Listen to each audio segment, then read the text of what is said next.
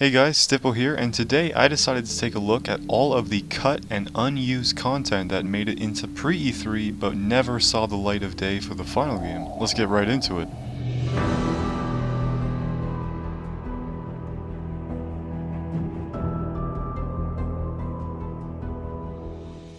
Pre-E3 has a lot of cut content, and the reason for this is at this point in production they were messing around with a lot of ideas and simply seeing what they could do to push this engine. This is why a lot of the things you're going to be seeing in this footage is going to be stuff that was cut due to graphical issues, engine performance, or they were just seen as redundant. The first one we're going to look at is probably one of the weirdest, and it's the fire extinguisher. Just like in all the 2005 builds, you are actually able to aim the fire extinguisher and shoot it pretty much anywhere in any direction. And if you press X without aiming, he only hits with the fire extinguisher. The next change actually lets Frank walk with his handgun, which in the final game you can only run with a handgun. What's neat about this is you can also shoot while walking.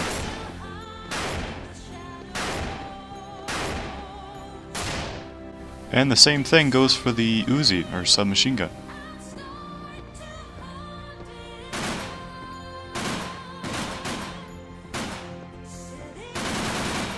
Now this next change actually plays in with the whole pistol and Uzi thing as well.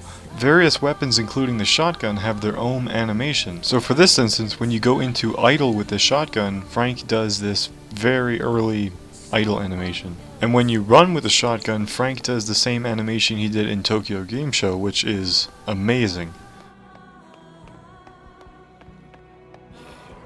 The bowling balls actually made a bowling pin sound. Not sure why they cut that.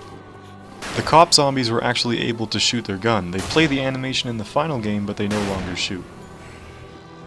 Various stages had extremely reflective surfaces and textures, and the security room is one of them. Despite the fact that it's early and looks strange, it still looks amazing, and I wish they kept this. Seeing it in person is just unbelievable. Frank's camera HUD was actually transparent, whereas in the final game the edges along the camera viewport is actually completely black and you can't actually see through it. This looks much better as it gives you a broader field of view.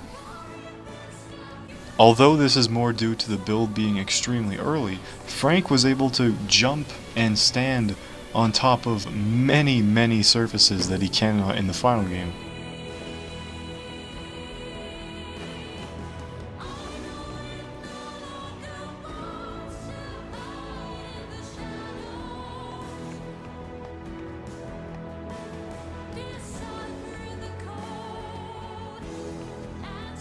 When Otis called you in pre-E3, Frank didn't actually have to hold the transceiver, and you could just continue talking to Otis while doing whatever you were doing before.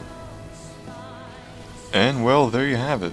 Obviously there's a lot more content that we just haven't discussed in this video, and the reason for that is it's going to be shown in future videos. There's so many plans I have for Dead Rising pre-E3, it's unbelievable.